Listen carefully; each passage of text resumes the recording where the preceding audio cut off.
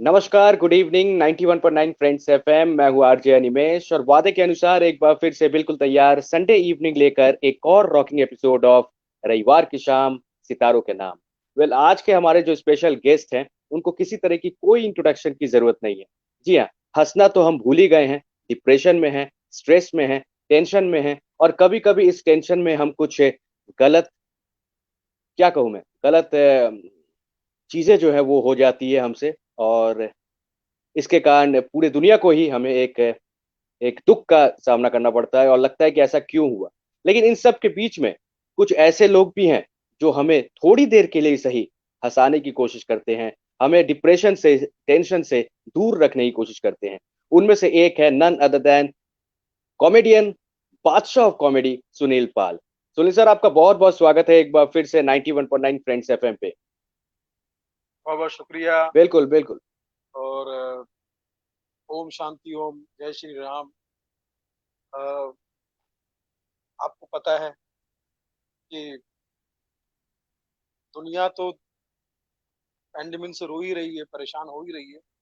आज फिल्मी दुनिया आंसुओं के समंदर में डूब गई है। उसका सिर्फ कारण ये है कि इन 2 महीनों में हम एक सदमे से निकलने की कोशिश करते हैं, दुख से निकलने की कोशिश करते हैं, दूसरा कोई बैड न्यूज आ जाता है, फिर वहां से निकलने की कोशिश करते हैं, जी। फिर बैड न्यूज आ जाता है। और आज तो आसमान फट पड़ा, मतलब ये समझ लीजिए 34 साल का यंग स्टार, सुपरस्टार, जीरो से हीरो बनने का सफर इसका रहा, जो पटना से आया मिडिल क्लास फैमिली से, और यहाँ आके उसने जी जी के सिने स्टार की खोज इस शो में पार्टिसिपेट किया। वहाँ वो विजेता बना। फिर उसके बाद उस शो के माध्यम से उसको सीरियल मिला, डेली सोप पवित्र रिश्ता, जिसमें उसने लोगों का दिल जीता, और फिर फिल्मों का स्टार बना।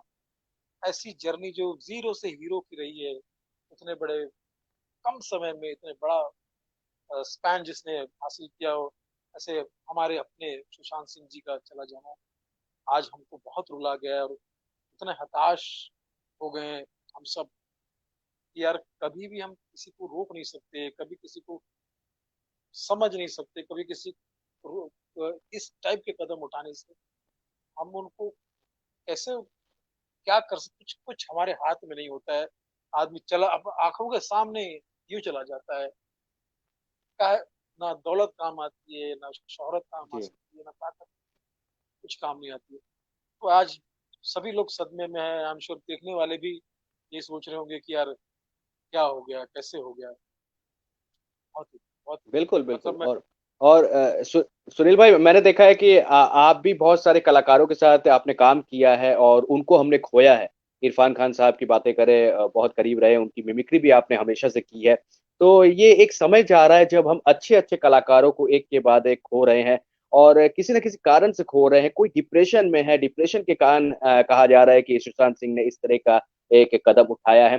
तो ऐसी चीजें अभी जो हो रही है, तो डिप्रेशन सबसे बड़ी चीज कही जा रही है और लोग खुश नहीं रह पा रहे हैं, कोई भी कारण हो जिसके कारण ऐसा हो रहा है। क्योंकि आपका काम हंसाना रहता है, आप सबको खुश रखते हैं, तो ऐसा क्यों हो रहा है कि लोग डिप्रेशन में आ जा रहे हैं? क्या कारण हो सकता देखिए डिप्रेशन का कारण ही है ना। अभी क्या है, जिस तरह से ये 2020 शुरू हुआ है इस साल, इसमें हमको कुछ अच्छा नहीं मिला। इस साल में कुछ भी अच्छा नहीं मिला। मतलब ये समझ लीजिए कि अगर किसी को कोई प्रॉब्लम नहीं है, प्रॉब्लम वाले तो दुखी है ही। किसी को कोई है? जी। प्रॉब्लम नहीं तो वो दुनिया को देख के तकलीफ में है, दुनिया को देख के डिप्रेशन में आ गया कि क्या हो रहा है, इसके साथ क्या हो रहा है, उसके साथ क्या हो रहा है। क्योंकि मैं एक्टर आर्टिस्ट बाद में हूँ, मैं फैन पहले हूँ, मैं भक्त पहले हूँ। जी। मैं मेहनत करने वालों का फैन हूँ, मैं कलाकारों का फैन हूँ और भक्त हूँ उनका। मैं जो जैसे सोनू सूद है, उनके काम का मैं भक्त हो चुका हूँ, मैं भक्त हूँ उनका। तो मैं ऐसे सब माहौल को देखता हूँ। तो कहीं भी कुछ अगर गड़बड़ी हो जाती है तो मेरे अंदर का कलाकार तो है ही, एक इंसान, एक फैन जो है वो बहुत दुखी हो जाता है। तो मैं समझता हूँ कि भगवान की दया से मेरे पास में खाने पीने की कोई कमी नहीं है, ईश्वर के जी। लेकिन चल रहा है। लेकिन मैं दुखी रहता हूँ, मैं परेशान रहता हूँ, मैं एज ए कॉमेडियन बहुत दुखी रहता हूँ। क्योंकि मुझे दुनिया में ये सब कुछ जो हो रहा है, ये ये अच्छा नहीं लगता है। मैं भगवान से प्रार्थना करता हूँ कि भगवान, जो भी जिससे भी गलती हुई, मैं मानता हूँ 100 में से 80 बेईमान, फिर भी मेरा देश महान। हम्म। बेईमानों की सजा बेईमानों को दो। भगवान, अगर आपको देना ही है तो बेईमानों को सजा या तो उसको सदबुद्धि दो। मगर उनसे जो 20% जो जो ईमानदार है, जिनकी वजह से ये दुनिया चल रही है, जिनकी वजह से सब कुछ चल रहा है, उनको ऐसे सदमे देखने ना मिले, उनके साथ में ऐसा कोई बुरा ना हो। ये मैं भगवान से मुझे प्रार्थना करता हूँ as a comedian, as a कलाकार। और मैं चाहता हूँ कि सब कुछ नॉर्मल होता रहे, लेकिन फिर भी ये सब देखता हूँ, सुनता हूँ, अंदर से हिल जाता हूँ। आज मैं टूट गया हूँ अंदर से, मतलब मुझे समझ नहीं आ रहा, क्योंकि एक तो हंसमुख इंसान सुशांत सिंह राजपूत, जी। बहुत ही हंसमुख इंसान, इतना संस्कारी। मैं तो, मेरे से 10 साल छोटा है, तो मैं कहूँगा भाई, छोटा भाई कहूंगा या बच्चा कहूंगा उसको, इतना संस्कारी। जब भी मिलेगा हर कलाकार गले मिलेगा, सर करके बात करेगा, जी जी करके बात। बड़ा मतलब वो, मैं बहुत, मेरा पर्सनल लॉस मैं फील कर रहा हूँ। मुझे ऐसा लग रहा है ये डिप्रेशन जो है, वो डिप्रेशन का कारण सिर्फ यही है कि हो सकता है कि उनको भी, सुशांत जी को भी अपनी तकलीफ ना हो। क्योंकि क्या तकलीफ हो जी। सकती है स्टैब्लिश एक्टर को, इतने बड़े सुपरस्टार को, ना काम की, ना खाने की, ना पीने की, ना रहने की। वो भी शायद कलाकार होने के नाते, एक अच्छा इंसान होने के नाते, किसी न किसी के दुख से, किसी न किसी की पीड़ा से, किसी न किसी वस्तु स्थिति से वो अपने आप, उन्होंने अपना आपा खो दिया, ये मुझे ऐसा लगता है। बिल्कुल इस बिल्कुल। वेल देखिए, बता दूं कि रविवार की शाम सितारों के नाम में आज मैंने सोचा था, और सुनील भाई ने भी सोचा था कि आप सबको बहुत हंसाएंगे। लेकिन माहौल कुछ ऐसा नहीं है, इसीलिए हम इस शो को बहुत ही नॉर्मल वे में ही करना चाहेंगे। जब हमने कहा है शो होगा, तो ये शो होना ही चाहिए, क्योंकि show must go on. Sunil भाई, मैं जानना चाहूंगा, आपको हमने देखा है हमेशा से हंसाते हुए, लेकिन पिछले कुछ दिनों से मैंने आपको, आप मेरे बहुत करीब रहे हो, मैंने आपको लेकिन बहुत इमोशनल होते हुए भी देखा है। क्योंकि हमेशा आप हंसाते रहे हैं, क्योंकि एक कलाकार जो होता है उसका काम ही होता है हंसाना। लेकिन कुछ पिछले 2 या 3 महीने से मैंने देखा है आप बहुत बार इमोशनल हुए हैं, बहुत बार आप रोए भी हैं, और आपने दिल से, आपने, आपकी जो दर्द है, आपकी इमोशंस जो है वो नजर आए हैं। तो एक अच्छा कलाकार, एक अच्छे कॉमेडियन को भी इस तरह से फेस करना पड़ता है, उसे भी काफी दुख होता है, और वो भी बहुत दुखी होता है। जी, बिल्कुल सही बात। जैसे मैंने कहा ना कि आपको कोई कमी नहीं है, लेकिन जो सामने वाला जो दुख है, दिख रहा है दुनिया में, न्यूज टीवी पर देखता हूँ मैं, फला जगह ये हो गया, फला जगह ये हो गया। तो ये सारी चीजें हमें दुखा देती है। कई बार ऐसे, एक दो बार मेरे साथ में हुआ कि मुझे किसी शो में बुलाया गया कॉमेडी के लिए, और मैं वहां जाके देखता हूँ तो वो किसी ऐसी संस्था के लिए शो है, जहाँ मान लीजिए किसी ने अपना पति खोया है, किसी ने अपना बच्चा खोया है, और वहाँ सब एक दूसरे को रोकर संभाल रहे हैं। किसी का ये भी दिखाया जा रहा है उसमें वो। और मुझे कहा गया, मैंने कहा सर मुझसे नहीं हो पाऊंगा, इस माहौल में नहीं हो पाऊंगा। नहीं हो पाएगा। क्योंकि मैं कैसे करूँ कॉमेडी? मैं देख रहा हूँ मेरे मेरे से पहले 4 लोग रोके जा चुके हैं, मेरे बाद में 4 लोग रोके। मैं भी इंसान हूँ, ऐसे मुझसे नहीं होगा। लेकिन मैं भगवान से प्रार्थना करता हूँ कि संसार में ये जो रोना धोना जो है, इसका एक ही इलाज है, हंसी, मजाक, कॉमेडी। जी। लेकिन एक टाइम के बाद हम भी मजबूर हो जाते हैं, हम भी आ, हमारा भी बस नहीं चलता। कैसे हंसाए हम लोगों को, जब सामने वस्तु स्थिति नहीं है, परिस्थिति नहीं है ऐसी। कोई दुखी है, कोई अंदर से दुखी है, कोई ये। तो ईश्वर से प्रार्थना करता हूँ कि हे भगवान, कुछ तो ऐसा माहौल बनना चाहिए, या कोई ऐसी संस्था बननी चाहिए, कोई ऐसी चीज बननी चाहिए जो डिप्रेशन में। अच्छा, डिप्रेशन का मुझे लगता है कि आजकल अ, जो यूथ है, वो मैं सब तो नहीं कहूंगा, लेकिन जो 20-25% यूथ जो है, वो जी। इम्पेशेंट हो चुका है। पेशेंस नहीं है उनके अंदर, पेशेंस खत्म हो गया। हम्म। वो कहते हैं कि हम लोग 18 साल के हो गए, 18 हो गए हैं, 20 हो गए हैं, 21 हो गए, अब हम लोग इंडिपेंडेंट हो गए। अब हमें सारे फैसले खुद करना आता है। अब हमें जरूरत नहीं किसी की। जी। मम्मी डैडी से कहते हो, मम्मी डैडी आपका जमाना अलग था, आज के जमाने की अलग कॉम्पिटिशन है, अलग प्रॉब्लम है, हमें ये चाहिए, हमें वो चाहिए, हमें। और ऐसा करते करते फिर वो अलग हो जाते हैं सोशल मीडिया के थ्रू। और सोशल मीडिया में आपको तो पता है कि क्या क्या परोसा परोसा जा रहा है, जहाँ आगे सुधरने जी के बजाय और बिगड़ता है, जहाँ आपका दिमाग जो है सही होने के बजाय और खराब होता है। चाहे ओटीटी प्लेटफॉर्म ले लो, बिल्कुल चाहे सही। वेब सीरीज ले लो, चाहे यूट्यूब के सो कॉल्ड कटर आर्टिस्ट कर लो, ठीक है। ये सब चीजों से और आदमी डिप्रेशन में चला जाता है, और फिर वो नशा करने लगता है। फिर वो चार दोस्तों के बीच में लड़का हो या लड़की, कोई कुछ नशा कर रहा है, कोई कुछ नशा कर रहा है, कोई कुछ नशा कर रहा है, और नशा करते करते फिर वो इतना अकेला हो जाता है। मम्मी पापा को पहले ही बोल चुका कि कुछ नहीं आता तुम्हें, नजदीक पास वालों को बोल चुका कि मुझे मत समझाओ, मुझे सब आता है। फिर जो हम्म पास के दो चार लोग होते हैं, चाहे लड़का हो या लड़की हो, अगर अट्रैक्शन है लड़की के साथ भी है या लड़की, ये लड़की को लड़के के साथ है, लड़की जो भी आपस में, वो भी फिर किसी ना किसी, पेशेंस किसी के पास नहीं है, जो अपने माँ बाप को छोड़ सकते हैं, हम्म जो, तो फिर उनके लिए दोस्त यार कभी तो वो चीज फिर आदमी अकेला, इतना अकेला हो जाता है, इतना तनाव हो जाता है, इतना डिप्रेशन में आ जाता है कि आपको लगता है कि मैं ये प्रॉब्लम किसी को बताऊं तो क्या वो मेरा प्रॉब्लम समझेगा या क्या, और जिसकी वजह से ये प्रॉब्लम है वो मुझे नहीं समझ रहा है। ये सारी चीजें जब आ जाती है तो डेफिनेटली वहाँ युवाओं को सुसाइड या इस टाइप की चीजें करने में वो प्रेरित करता है। मेरा ये कहने का मतलब नहीं कि सुशांत जी ने ऐसा कुछ किया होगा, लेकिन मैं ऑलमोस्ट यूथ को देखता हूँ, वो वाकई जी। अकेले हो चुके, तनाव हो चुके, हम्म। अकेले हो चुके। उनको उनको तो जो सर भी समाज में जो परोसा आप जा रहा है, आपको जो क्या दिया, लगता है, ऐसे यूथ को क्या करना चाहिए, पॉजिटिव रहने के लिए क्या करना चाहिए, क्योंकि इनको क्या गलती तो हो गई, अब क्या करना चाहिए? सबसे पहली बात तो ये है कि आपको थोड़ा सा अपने शेल से बाहर निकलना चाहिए। जी जो आप है उससे बाहर, जैसे मैं कलाकार हूँ तो मैं सिर्फ कलाकारों के साथ बैठूंगा, कलाकार की बात है, मुझे कभी किसी खिलाड़ी के साथ भी बैठना चाहिए, मुझे कभी किसी हम्म वॉचमैन के साथ बैठना चाहिए, उससे पूछना चाहिए कि क्या तेरा क्या चल रहा है, कैसे चल रहा है, क्या हो रहा है तेरा। वो बताएगा कि मेरा ऐसा प्रॉब्लम है, ऐसा प्रॉब्लम है, मेरा घर में प्रॉब्लम है, फला प्रॉब्लम है, ये प्रॉब्लम है।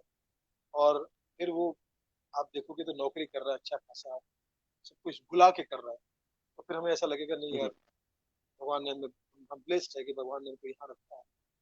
तो ऐसे युवाओं को भी क्या है कि अपने दो चार दोस्त लोग छोड़ के, दो चार नशे वाले फ्रेंडशिप छोड़कर, ये सोशल जी मीडिया पे बिल्कुल सही। सो कॉल्ड प्लेटफॉर्म, इंस्टाग्राम बना लिया, हम्म। तो उसमें फॉलोअर्स के पीछे पड़े हुए हैं, मुझे फॉलो करो, मुझे फॉलो करो, वीडियो बना रहे हैं, टिकटॉक भी है सर, टिकटॉक। टिकटॉक टिकटॉक भी भी है। बना, टिकटॉक बना रहे कि मुझे लाइक करो, मुझे पसंद करो, मुझे ये करो।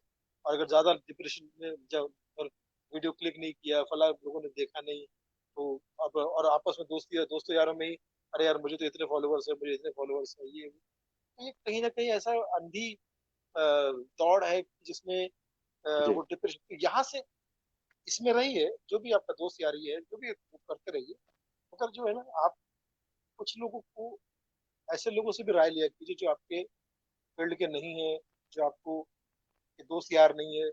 हो सकता है कि वो आपको ऐसी राय बता दे या ऐसी कोई रास्ता बता दे जो आपको सही, बुजुर्गों से तो स्पेशली राय लेना चाहिए, बजाय उनको झाड़ने के या बिल्कुल। कहने के कि यार आपका जमाना अलग था, सब कुछ नहीं भाई, जमाना जो भी है आज, आप मुझे बताइए, आप रेडियो में काम करते हैं, एक जमाना था जब डॉक्टर खुद राय जी देते थे कि आपकी तबीयत ठीक नहीं है, आप रेडियो सुनिए, गाने सुनिए। आज बिल्कुल आई एम सही कह रहे श्योर, आज आज का डॉक्टर आई एम श्योर कभी ये नहीं कहेगा कि आप गाने सुनिए, आज के गाने सुनिए, और कहेगा तो ये कहोगे कि पुराने गाने और ओरिजिनल गाने सुनिए। हैं। जी क्योंकि जी आप वेब सीरीज देखिए, आप आज के रिमिक्स देखिए, सिंगर ऐसा गाना गाता है जैसे उसकी पूरी दुनिया खत्म हो गई है। वेब जी सीरीज आप देखिए उठाकर, आप वेब सीरीज देखेंगे तो वहां एक डिप्रेशन की दुनिया है। वेब सीरीज, एक लड़की बिना मतलब के कपड़े निकाल रही है, सिगरेट पी रही है, दारू पी रही है, उसके जैसी चार लड़कियां और हैं, फिर इधर चार लड़के जो है वो बिना मतलब की गाली गलौज किए जा रहे हैं, गोलियां चला रहे हैं, उधर चार पुलिस वाले हैं वो बिना मतलब के गाड़ी दौड़ा रहे हैं, और डार्क, हम्म ओरिजिनलिटी के नाम पर, रियलिटी के नाम पर, पैरेलल सिनेमा के नाम पर, एक्टिंग रियल रियल रियलिस्टिक के नाम पर जो डार्कनेस हम्म। परोसा जा रहा है, वो बहुत नेगेटिविटी बढ़ाता है। आप खुद देख लीजिए, आप कभी भी कोई ऐसी नहीं नहीं, नेगेटिव वीडियो बिल्कुल देखें, मैं कोई बिल्कुल ऐसी मैं नेगेटिव सहमत वीडियो हूँ सर, देखें। आपके आपके बातों से बिल्कुल सहमत हूँ। लेकिन सर सुनील सर, मुझे बताइए कि आपके साथ भी कभी कभी ऐसा होता होगा कि आप भी थोड़े से लो फील करते होंगे, थोड़ा सा लगता हम्म, होगा कि समय जो है ठीक नहीं जा रहा है। अपने अगर पर्सनल लाइफ की अगर आप बातें करें, तो उस समय अपने आप को पॉजिटिव रखने के लिए आप क्या क्या चीजें करते हैं, कैसे अपने आप को पॉजिटिव रखते हैं? देखिए मैं खुद ही माफी मांग रहा हूँ। मैं चाहता हूँ कि आप सब लोग माफ करें मुझे। मैं ज्ञान देने के लिए या ज्ञान छाड़ने के लिए यहाँ पर नहीं आया हूँ, और मैं ये भी नहीं कह रहा हूँ कि ऐसा करो वैसा करो। ऐसा मेरा मानना है, और ऐसी चीजें होती है तो ऐसा करना चाहिए आपको, जी। क्योंकि मैं हर इंडिविजुअल से प्यार करता हूँ। मुझे लगता है कि हिंदू मुस्लिम सिख ईसाई हम सब है भाई भाई, और हर एक का प्रॉब्लम एक बिल्कुल। ही है। मैंने तो कहा था ना कि हिंदू मुस्लिम सिख ईसाई अपने भाषा के लिए लड़ते हैं। हिंदू ये कहता है कि हम्म। मेरी भाषा ग्रेट है, मुस्लिम कहता है कि मेरी भाषा ग्रेट है, सिख भाई कहते हैं कि वो मेरा ग्रेट है। हिंदू मुस्लिम सिख ईसाई अपनी भाषा के लिए लड़ते हैं, जबकि इनके मासूम बच्चे खुद इंग्लिश मीडियम में पढ़ते हैं। तो मुझे ऐसा सही लगता है बात। कि डिप्रेशन जो है ना, वो हर किसी को, जैसे मेरे मेरे को क्या है कि मुझे अपने दुख से ज्यादा प्रॉब्लम नहीं है, क्योंकि मेरे सामने कोई बंदा दुखी है, माहौल दुखी है। आपको पता है मैं नॉनवेज नहीं खाता, शराब नहीं पीता, हम्म। क्योंकि मैंने देखा है इससे नुकसान देखे लोग। नॉनवेज का क्या है, आप किसी की जान नहीं ले रहे हो ना। वो खाते हो तो आपको समझ में नहीं आएगा। जो लोग नॉनवेज खाते होंगे, मैं उनको पे कोई आक्षेप नहीं करता। मैं अपनी बात बताऊं, मेरे को नहीं लगता कि जी। अपनी खुशी के लिए, अपने खाने के लिए हम किसी की जान दें। शराब, मैंने अपने परिवार में देखा, लोग बर्बाद हो गए शराब से। कहीं उठने बैठने लायक, ना उन्होंने प्रॉपर्टी बनाई, ना उन्होंने ढंग के कभी कपड़े पहने, ना उन्होंने कोई इज्जत कमाई, ना। और अपनी उनकी वजह से, उनकी शराब की आदत की वजह से बच्चे जिस हाल में रहे, क्या फायदा ऐसी चीज। तो मैं हमेशा ये सोचता हूँ हम्म। कि ऐसा कोई काम मत करो जिसकी, जो आपका सुख किसी का दुख का कारण हो। जी बिल्कुल सही। किसी का सुख अगर आपके दुख का कारण बनता है, तो वो झेल लोगे, तो ऊपर वाला उसका अलग से आपको आशीर्वाद प्रसाद देगा। किसी की हम्म। खुशी के लिए आप थोड़ा सा दुख झेल लो, चलेगा। लेकिन किसी की, आपकी खुशी के लिए कोई दुखी हो कहीं पर, ये बहुत बड़ा गुनाह है। मुझे लगता है कि हर धर्म में गुनाह है, जिसकी सजा हम लोग भी बिल्कुल भुगत सही। रहे हैं। कि कहीं ना कहीं की ये पूरा प्लानिट जो है, एक बहुत ही बुरे दौर से गुजर रहा है। मालिक से मैं दुआ करता हूँ कि मालिक सब ठीक कर दे, और जो जो बुरा हुआ हमारे साथ में हो रहा है, चाहे इंसानों के रूप में हो, चाहे जानवरों के रूप में हो, चाहे ये पेड़ पौधों के रूप में हो, हर क्षेत्र में हम लोग अपने आप को सुशिक्षित करें। और डिप्रेशन से निकलने का कारण, फायदा ही, डिप्रेशन निकलने का तरीका भी ये है कि आप जानवरों से प्यार करें, आप पेड़ पौधों से प्यार करें। ये ये आपको, आपके साथ में बेईमानी नहीं करेंगे, ये आपके साथ गद्दारी नहीं करेंगे। पेड़ के साथ रहोगे तो वो आपको ऑक्सीजन देगी, जानवरों के साथ में रहोगे तो बीपी ठीक होता है। जानवरों के साथ में रहकर आप एक अलग दुनिया में रहते हो। बट वो सब करना जरूरी है, नहीं तो क्या होता है कि वो डिप्रेशन आ ही जाता है। ये मैं करता हूँ अपने लिए। लेकिन बिल्कुल। मैं ये नहीं कहता हूँ कि मैं बहुत, इससे बहुत अलग हूँ या कुछ हूँ। मुझे भी, मैं भी इंसान हूँ, और मुझे भी प्रॉब्लम होता है। लेकिन निकलना चाहिए, हर किसी को कोशिश करनी चाहिए, हर किसी को कोशिश, मुझे भी। बिल्कुल पॉजिटिव हम, हाँ पॉजिटिव हम रहने लोग। की कोशिश करनी चाहिए, और सुनील भाई ने हमेशा से हम सबको हंसाने की कोशिश की है। और मैं बता दूं सुनील भाई कि एक आज ये खबर आने के पहले लंबी सी मेरे पास लिस्ट आ गई थी। आज सुबह से आपके लिए सवाल आ रहे थे कि सुनील सर जब हमारे साथ होंगे तो उनसे बहुत सारे फनी बातें हम करेंगे, उनके बारे में जानेंगे।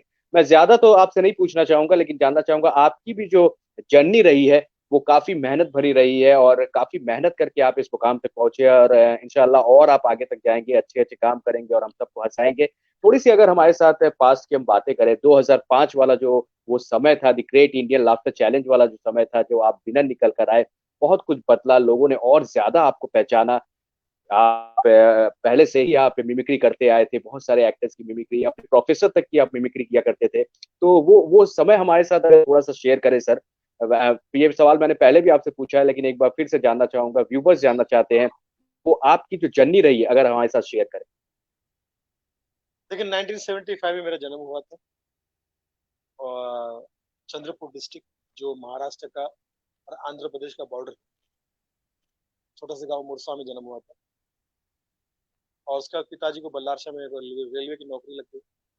बल्लारशाह जो है वो महाराष्ट्र का लास्ट स्टेशन, उसके बाद आंध्र शुरू हो जाता है, अब जो तेलंगाना। जी। तो बचपन से ही मुझे फिल्में देखने का शौक था, फिल्मी कलाकारों का शौक था, आवाजें निकालने का या उनकी स्टाइल में बातें करने का, उनके उनके गानों पे डांस करने का। मैं मालूम है घंटों घंटों थिएटर के सामने खड़ा रहता था, सिर्फ उसी माहौल में। मुझे पता नहीं, मुझे लगता था कि जी। इससे ज्यादा सुकून, इससे ज्यादा मेरा मन कहीं नहीं लगेगा, सिर्फ थिएटर के सामने खड़ा रहता था। वहाँ के जो माहौल, जी। जो थिएटर के आसपास का जो माहौल है, इतनी तो औकात नहीं होती थी कि थिएटर में जाके सिनेमा देख सके, ऐसे नहीं होते थे। तो आजू बाजू में ही थिएटर के चक्कर लगाता था मैं, सिनेमा थिएटर के। फिर पान की दुकान पर, आजू बाजू में जो पान की दुकान है जहाँ पे गाने बज रहे हैं, जहाँ पोस्टर लगे हुए हैं, इस तरफ कुछ जूस की दुकान है उसमें भी पोस्टर लगे, वहां बैठा हूँ, पोस्टर देख रहा हूँ। सिनेमा हॉल से लोग निकल रहे हैं तो हल्का सा कुछ, अगर पर्दे से कुछ दिखने मिला वो देख रहा हूँ मैं। तो ये मुझे बचपन से ही रहा मुझे। उसके बाद फिर मैं धीरे धीरे, मुझे मेरे अंदर एक्टर बनने की ललक पैदा हुई। तो घर वाले समझ गए, क्योंकि घर वाले हमारे middle class, poor middle class, उनका ऐसा मानना था कि यार तू ये सब लफड़े में क्या पड़ रहा हम्म। है, तू जहाँ रहता है बल्लार, वहां से बॉम्बे जो है वो 1000 किलोमीटर दूर है, और ना वहाँ कोई रहने वाला, ना कोई पहचानने वाला। इतनी बड़ी दुनिया, वहाँ पढ़े लिखे और बड़े लोगों का शहर है बॉम्बे। वो तो जी। यहाँ पर कुछ कर ले, पढ़ ले, लिख ले, इस लायक बन जाए कि तुझे 5-6 हजार की कोई नौकरी मिल जाए, 2-4 हजार की नौकरी मिल जाए, तो आगे चल के तेरे जीवन में कोई भी कठिनाई ना हो। लेकिन मेरा मन नहीं लगता था। मैं तो Dilip talkies, Shri talkies, Subhash talkies में ही खोया रहता था। फिर मेरे पिताजी का ट्रांसफर हुआ हिंगन घाट में, वहाँ फिर मैं थोड़ा सा 15-16 साल का हुआ, तो वहाँ पर मैं ऑर्केस्ट्रा में, एक दो ऑर्केस्ट्रा थे छोटे छोटे, उसके पास टोनी रेटर वगैरह। फिर बेटा सरल प्रबल आता जाओ। फिर उसके बाद फिर नागपुर में आ गया। नागपुर में आया, नागपुर में ऑर्केस्ट्रा में भी काम करता था, ऑफिस में भी रहता था, कि रहने का कोई ठिकाना था नहीं। तो ऑफिस बॉय भी बन गया था, और साथ साथ में जहाँ जहाँ शो होंगे वहाँ जाके, जहाँ जहाँ शो होते थे वहां पर जाके बैकस्टेज भी कर, मतलब सबसे पहले जाना, सामान निकालना और अनफोल्ड करके डिसमेंटल, ये सब चीजें करना, वो सब मेरा काम होता था। और उसके बाद वो प्रोग्राम करता था, और फिर दोबारा कुछ करना हो, आर्टिस्टों की हेल्प करना, ये सब काम होता था। 1995 में बॉम्बे आ गए। हाँ, अरुण हिवराड़े नाम का दोस्त है मेरा, बड़ा हेल्प करता था मुझे। फिर मैं बॉम्बे आ गया। बॉम्बे 1995 में बॉम्बे गया, मिठुन दा का एड्रेस लेके आ गया। मैं मिठुन दा का बहुत बड़ा फैन हूँ, आगे भी रहूंगा। और जाहिर सी बात है, उनके बंगले के आस फ्लैट, पेड्रा में था, तो गया वहाँ पर, चक्कर लगाया, लेकिन मुलाकात तो नहीं हो पाई। तो यहाँ सांताक्रूज में चलते चलते आया, एक चाय की दुकान में नौकरी कर ली, चाय एज ए फटका बॉय। वहां से मेरी जर्नी शुरू हुई कि उसी चाय की दुकान पे, रोटी कपड़ा मकान मेरा वही दुकान, रोटी कपड़ा मकान दुकान सब मेरा वही। वहीं से मुझे खाना मिलता था, वहीं से काम। और वो मेरे लिए स्कूल साबित हुआ। जितने लोग आते जाते थे सबके पास में बंगाली, सिंधी, मारवाड़ी, सबको मैं देखता था, ऑब्जर्व करता था, कुछ कुछ सीखने मिलता था मुझे। ऐसे मेरा जर्नी शुरू हुआ। फिर वीर कृष्णा जी मिले, डांस मास्टर, उन्होंने जॉनी भाई से मिलाया मुझे, जॉनी वो साहब से। उनके घर पे गया तो जिमी मोजेस जी उनके छोटे भाई है, वो मेरे जी। वो हमेशा अपने साथ रखते थे। ऑर्केस्ट्रा में, शोज में वो भी मिमिक्री बहुत अच्छी करते हैं। फिर धीरे धीरे एक दिन उनका फोन आया कि यार लाफ्टर चैलेंज शुरू हो रहा है। तब तक 10 साल गुजर चुके थे बॉम्बे में मुझे। मैंने सोनू निगम का टूर भी किया था, वर्ल्ड टूर। आमिर जी। खान का वर्ल्ड लगान का टूर भी किया था, और अनीस और रॉकी कौशल के साथ। फाइनली मुझे 2005 में लाफ्टर चैलेंज मिला। उसके पहले धमाल नंबर डीडी मीटर पे आता था, लेकिन पहचान जो है वो लाफ्टर चैलेंज से हुई। जो जिमी भाई के ही दोस्त थे, पंकज सरस्वत डायरेक्टर, उन्होंने मेरा ऑडिशन लिया और मुझे शो में बुलाया। उसके बाद अब शो के जरिए आज मैं, भगवान ने मुझे इस लायक बनाया कि मैं आपके साथ बैठ के और दुनिया के सामने बैठ के जो भी अपनी बातें कर सकते हैं, ये बातें रख पाता हूँ। हम लोगों का बड़ा एहसान है मुझ पर, परिवार के साथ मेरी बातें सुनते हैं और मुझे काम भी देते हैं और मुझे आशीर्वाद भी देते तो सर मुझे एक सवाल का जवाब दीजिए कि परिवार वालों ने तो कहा ही था कि कहाँ जा रहा है, यही 5,000 10,000 की नौकरी कर ले, तो उनका क्या, उनकी कैसे सोच बदली उन्होंने जब देखा कि अब ये तो काफी अच्छा कर रहा है, मुंबई में जाके हैं। ये नाम इसका हो बदली गया बदली उनका। बदली इन द की क्या है कि उनके पास में कोई मैंने ऑप्शन छोड़ा नहीं था। मैंने क्या कर दिया ओके। क्योंकि 93 में 93 में 12वीं चल रही थी मेरी। 12वीं फेल हो गया मैं, तो बिना रिजल्ट घर पे बताए मैं ट्रेन पकड़ के बॉम्बे आया। खाली माँ को ओहो। बताया, माँ को मैंने बोल दिया। घर पे गया तो पिताजी ने माँ को बोला मैं बॉम्बे जा रहा हूँ। तो माँ ने सोचा कि ऐसी कुछ मजाक कर रहा होगा। हाँ। माँ ने गुस्से में बोला कि जा, मुझे किस घर जाओगे, फेल तो हो गया तू। ट्रेन में बैठ के सीधा मैं हाँ नागपुर आ गया, सॉरी, नागपुर आ गया। मैं नागपुर जा रहा हूँ। तो नागपुर में आ गया तो उन्होंने फिर पता किया, मैंने भी लेटर वेटर लिखना शुरू किया कि नागपुर में हूँ, यहाँ काम कर रहा हूँ, ऐसा कर रहा हूँ। एक दो लोगों से बात भी करा दी, तो लोग बोले ठीक है, खाना खा रहा है, कुछ कर रहा है। परिस्थिति वैसे भी हमारे घर की ऐसी नहीं थी कि बैठ के खा सके या कुछ कर सके। वहाँ भी घर पे भी, गाँव में भी बचपन से मैं डबल रोटी बेचता था। छोटा सा बच्चा, 8 साल 10 साल हम्म। का था तब भी काम धंधा लग गया था। कहीं पर कहीं असिस्टेंट लग गया, किसी दुकान में लग गया, किसी मार्केट में लग गया, सब्जी मार्केट में लग गया। सब्जी बच गई तो घर पे लेके चला गया।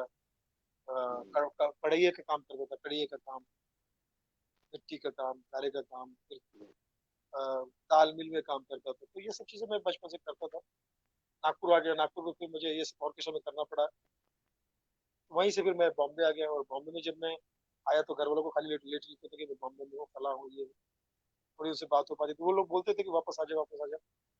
लेकिन मैं सोचता था कि यार वहां पर भी तो ऐसी कोई परिस्थिति है नहीं, जाके कुछ फायदा नहीं, यही काम ढूंढूंगा। धीरे धीरे 4 5 साल के बाद धीरे थोड़ा सा अच्छा काम मिलना शुरू हो गया, तो मैंने अपने फैमिली को भी बुला लिया। क्या। और फिर लाफ्टर चैलेंज आया तो भगवान की दया से सब अच्छा ही हो गया। मतलब ये समझ लीजिए कि ऊपर वाले ने, ईश्वर ने रोटी कपड़ा मकान का जो जो चिंता है वो हाँ खत्म ही कर दी, करीब करीब देखा जाए तो। ये बड़ी ऊपर वाले का कर्म है, ईश्वर की कृपा है, आप सब दोस्तों की दुआ है, गुरुओं का सिखाया हुआ सब कुछ है। तो तब से लेके अब तक परिवार मेरे साथ है, परिवार के साथ मैं हूँ, हम सब एक दूसरे के साथ। बिल्कुल बिल्कुल सुनील भाई, ये आपकी मेहनत है जो रंग लाई है, इसके कारण आप इतने अच्छे काम कर पाए हैं, हम सबको एंटरटेन कर पाए हैं। वैसे भावनाओं को समझो को भी लेकर बातें होनी चाहिए। Guinness book of world record में नाम हुआ, 47 स्टैंड अप कॉमेडियन को एक साथ करके आपकी ये मूवी बनी और ये Guinness book of world record में इसका नाम हो गया है। वो एक्सपीरियंस अगर हमारे साथ शॉर्ट में अगर आप शेयर करें सर। देखिए, स्टैंड अप कॉमेडियन जो होता है वो अपने आप में एक फिल्म होती जी। है। जब आप किसी स्टैंड अप कॉमेडी को देखते हो, अच्छे की बात कर रहा हूँ मैं, सीनियर हमारे जितने भी हैं उसको देखिए आप, चाहे के नायकर साहब को देखिए, चाहे जॉनी भाई को देखिए, चाहे उमर शरीफ साहब को देखिए, चाहे लेटेस्ट में कपिल शर्मा साहब को देखिए, उमर शरीफ, मोइन अख्तर, अमानुल्लाह खान साहब, या जिम कैरी को देखिए, या चार्ली चैपलिन साहब को, या मिस्टर बीन को देखिए। ये अपने आप में एक फिल्म होती है। फिल्म मतलब जी। एक्टर भी खुद होते हैं, राइटर भी खुद होते हैं, एडिटर भी खुद होते हैं, परफॉर्मर भी खुद होते हैं, रिस्पॉन्सिबल भी खुद होते हैं। आपने देखा होगा जब आदमी परफॉर्म करता है तो उसी वक्त जोड़ तोड़ करता रहता है और एक स्क्रिप्ट बनाता रहता है लोगों के साथ। तो वो स्टैंड अप कॉमेडी का अपना नियम ही है कि वो अपने आप में एक फिल्म होता है। तो मैंने हम्म। कहा कि क्यों ना, अगर मेरे अंदर ये सारी बातें हैं ऊपर वाले ने दी है मुझे, तो परमात्मा की कृपा से मैं अपने दोस्तों को पूछ के देखता हूँ, यार ऐसी कोई फिल्म बनाई जाए स्टैंड अप कॉमेडियन पर ही आधारित है। सब लोगों ने हाँ कर दिया एक साथ। राइट फ्रॉम जॉनी भाई टू कपिल शर्मा, सारे उसमें हैं। और वो फिल्म बनी, और जी। शूटिंग के बाद किसी ने मुझे बोला, यार ये तो अपने आप में रिकॉर्ड बन सकता है, तो गिनीज बुक ऑफ रिकॉर्ड में ट्राई किया, और उनको भारत की फिल्म इंडस्ट्री का सबसे पहला Guinness book of world record हमें मिला। इस बात के लिए मैं परमात्मा का हमेशा शुक्रगुजार। और हिम्मत बढ़ती चली गई, और दोस्तों ने सपोर्ट किया। देखिए, वही बात जैसे मैंने कहा ना कि डिप्रेशन से बाहर निकलने के लिए सबसे अच्छा है कि आप अपने अच्छे दोस्त बनाओ, और जितना हो सके कूल रहने के चक्कर में ये सब चीजें, नशे वाले दोस्त नहीं बनाओ। नहीं, मतलब बिल्कुल नहीं। आप एक हाथ में सिगरेट और एक हाथ में क्या करके, कमान यार, वी कूल यार, कमान बेबी, ये वो, ये थोड़ी देर के लिए अच्छे लगते हैं, 4 दिन के लिए अच्छे जी। लगते हैं। ये खुद भी कमजोर होते हैं और आपको भी कमजोर करते हम्म। हैं। जब आपके अंदर कुछ विकृत भावना आएगी, तो ये आपकी हेल्प नहीं कर पाएंगे, आपको बाहर नहीं निकाल पाएंगे। ये खुद हम्म। होता ना कि यार मेरे को कोई प्रॉब्लम हो तो मुझे फोन मत करना, मैं खुद प्रॉब्लम में हूँ, तो बोलते हैं ना, वो उस टाइप का है। तो मुझे ऐसा लगता है कि वैसे ही लोग। क्या, तन मन धन फन, तन मन, मैंने कहा ना कि मेरा ऐसा मानना है कि 6-7 चीजों के सामने लोग झुकते हैं। तन, मन, धन, फन, गन और सन। हम्म। बिल्कुल सही। ये चीजें जिसके पास में हो, आप इनसे प्यार करो, आप अपने बच्चे से प्यार करो, आप ताकतवर आदमी से भी प्यार करो, क्योंकि वो आपके काम आएगा कभी ना। हम्म। उससे पंगा मत लो, क्योंकि आपका नुकसान करेगा। फनकार आदमी से प्यार करो, जिसके पास फन हो, आपको सिखाएगा। धन धन वाले आदमी से प्यार करो, आप अगर उसको क्रिटिसाइज मत करो, क्योंकि कोई बुरे टाइम में आप फोन करोगे कि भाई मुझे जरूरत है, तो वो आपको आधी रात को खड़ा हो जाएगा। जरूरत। मन, जिसका मन अच्छा हो उसके साथ, तन मन धन, जो तन का खूबसूरत दिखने में खूबसूरत, तो ऐसे मेरा तन मन धन फन और धन, ये सब, ये समीकरण है कि इनके सामने आप हमेशा सरेंडर रहो, और ये आपको हर सिचुएशन में संभाल लेगा। बिल्कुल सही बात की है। और मैं जानना चाहूंगा एक बार फिर से कि हमने आपके करियर के बारे में बातें की, उसके ग्रेट इंडियन लाफ्टर शो हुआ, उसके बाद गिनीज बुक हुआ। सर, एक तस्वीर आपको दिखाना चाहूंगा मैं चाहूंगा आप भी देखें इस तस्वीर को। ये जी जी फिर जी। हेरा फेरी की तस्वीर है। मैं सुनील भाई एक बात कहना चाहता हूं, मैंने करीब करीब आपका 8 से 10 बार इंटरव्यू लिया, और ये सवाल मैंने हमेशा सोचा था मैं आपसे पूछूंगा, लेकिन मैं पूछ नहीं पा रहा था। मिस हो जा रहा था, कभी कभी मैं वैसा माहौल नहीं बन पा रहा था। आज मैं आपसे जानना चाहूंगा सर, इस तस्वीर को दिखाकर। शोले में एक सांभा थे जिनका डायलॉग बहुत कम था उस मूवी में। सुनील पाल उन कलाकारों में से हैं जिनको अगर मैं एक लाइन कहूं तो वो 4 लाइन सुना देते हैं, और एक के बाद एक अच्छे लाइन सुना देंगे और हम हंस हंस के लोटपोट हो जाएंगे। लेकिन सर, इस मूवी में फिर हेरा फेरी में ऐसा क्या हुआ कि सुनील भाई के रोल बहुत कम नजर आए? सिर्फ आप एक्ट करते हुए नजर आए, साथ में नजर आए, लेकिन रोल बहुत कम थे। क्या था, नीरज बोरा साहब ने क्या ऐसा किया कि रोल बहुत कम था? क्या है इसका रीजन? बहुत अच्छा सवाल है। आ, मैं जब एक्टिंग के लिए स्ट्रगल करता था बॉम्बे शहर में, एक्टिंग के लिए, शोज के लिए, तब मुझे नीरज वोरा जी का नंबर किसी ने दिया, उनका कोई रिलेटिव था, बोले इनके पास ट्राई करो। तो मैंने उनको देख के पहचान गया था कि क्योंकि एक्टर भी थे। तो मैंने उनको फोन करना शुरू किया लगातार। तब उनकी फिल्म चल रही थी खिलाड़ी 420, अक्षय कुमार, महिमा चौधरी और हिमांशु पांडे। तो वो मुझे बोलते थे कि ठीक है, आज यहाँ शूटिंग है, आ जाओ, वहाँ शूटिंग है, आ जाओ, वहाँ शूटिंग। तब तक लाफ्टर चैनल नहीं आया। तो मैं जाके उनके पैर छू रहा हूँ, कभी सिगरेट पी रहे तो उनको चार वो करके दे रहा हूँ, लाइट करके दे रहा हूँ, अरे थैंक यू बेटा, थैंक जी। यू, आता रहे तू, आता रहे। क्योंकि क्या होता है कि मैं भी, मुझे भी कुछ नहीं आता था। और उस आदमी का बड़प्पन की वो मुझे बोलता था कि ठीक है, आता रहे शूटिंग में तू आता रहे। क्या कर, वो कभी फ्री हो जाए तो इधर आ, क्या करता है तू। सर मैं एक्टर की आवाज निकालते सुना, 4-5 बजे उनको थोड़ा सा हंस देते थे कि यार अच्छा अच्छा अच्छा, ठीक है, आता रहे, देखता हूँ तेरे लोग को जगह निकलते आते, ठीक है। फिर मुझे ऑफिस में बोल दिया कि तुम ऑफिस में आ जाओ, ठीक है। फिर इस बीच में क्या हो गया कि मुझे लाइव शोज ठीक ठाक मिलने लगे। 2-3 साल उनके टच में था, तो 2-3 साल में मुझे क्या हो गया कि प्लेबैक सिंगर सोनू निगम साहब का टूर मिल गया, तो 2 ढाई महीना जी। गायब था, तो वो पूछे कि मैंने फोन किया कि सर मैं आ गया हूँ। कहाँ था तू? अमेरिका। क्या?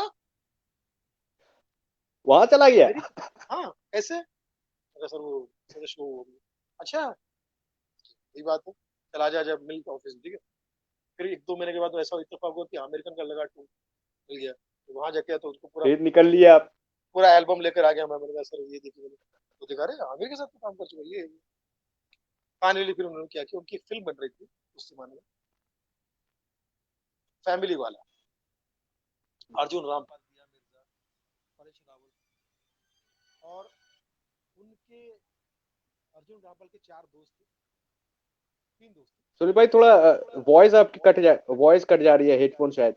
एक्चुअली मेरा दूसरा भी लाइनअप है, जी। खुद पता चुका ना, तो उनके फोन आने शुरू हो गए अभी। ओके। तो खैर ये ओके। तो अ, फिर फैमिली वाला में अर्जुन रामपाल के 3 दोस्त थे, उसमें से उन्होंने मेरा एक दोस्त, मुझे एक दोस्त का रोल दे दिया, नीरज बोरा जी ने, ठीक है। तो वो फिल्म बनी मगर रिलीज थिएटर में नहीं हुई। यूट्यूब पर है अभी भी, अगर आप देख सकते हैं, फैमिली वाला फिल्म, उसमें आप देख सकते हैं। मेरा नाम उसमें जॉनी था, जॉनी नाम था मेरा। सेकंड फिल्म बनाई तो सेकंड फिल्म उनकी फिर हेरा फेरी थी। उसमें भी उनको जॉनी भाई के 4 दोस्त चाहिए थे।